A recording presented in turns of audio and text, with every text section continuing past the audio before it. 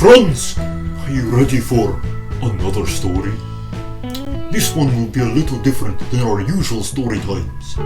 We're not going to have music or any of that special frills. Just a story, just like in the beginning. You remember bears in the burrow, or troll in a crow's nest. Well, get ready for the Burnt Bun. This is a tale about a bun. Not the kind of bun that eats vegetables or sits atop the head of a hipster from Manhattan. Just a roll, resting in a bowl, waiting for dinner chimes to toll. But why tell a story about bread? I don't need more nonsense in my head. There may be a message on the last page, perhaps a character to identify with or maybe engage. So, listen close as we begin. The bun's life began the same as all baked goods do. A cup of flour, a pinch of salt, a splash of water, and yeast to rise. Mixed and kneaded, rolled and beaten, balled up and basted with butter to bake. However, for whatever reason, this bun came out burnt.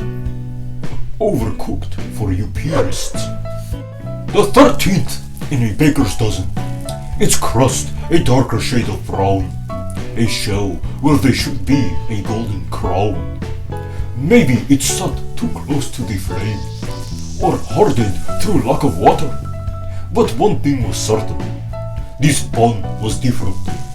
All 13 rolls were placed in a basket and covered with a cloth, then led out to the decorated Thanksgiving table, like Van Halen to the stage when they had taken near off. The basket of buns was passed from hand to hand, woman to man, thankful for the warm bread that they had gripped. But no one wanted the burnt bun. Grandma passed on the burnt bun. It was too hard to eat with dentures. Uncle and Dad passed on the burnt bun. Their attention was focused on the football game in the next room. Stan passed on the bun. He was too busy planning his next business venture. And sister and cousin Sam passed on the bun because it was ugly and lame.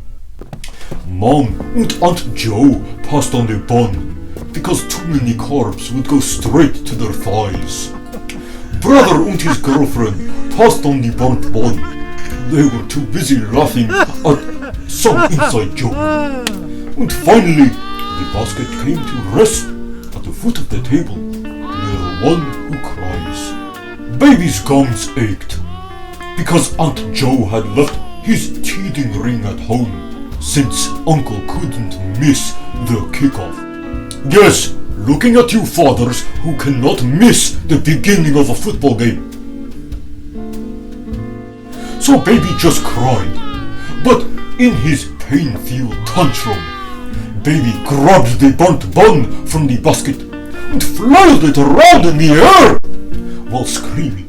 Everyone stopped what they were doing to stare at baby, and baby stopped screaming to stare at them, bun in hand.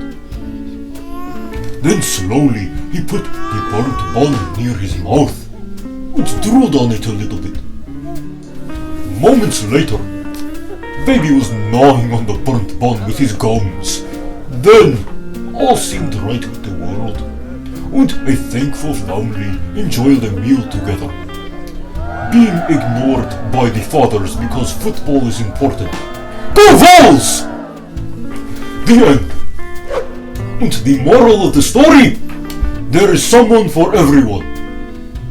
Or, the stone that the builder refused shall become the head cornerstone.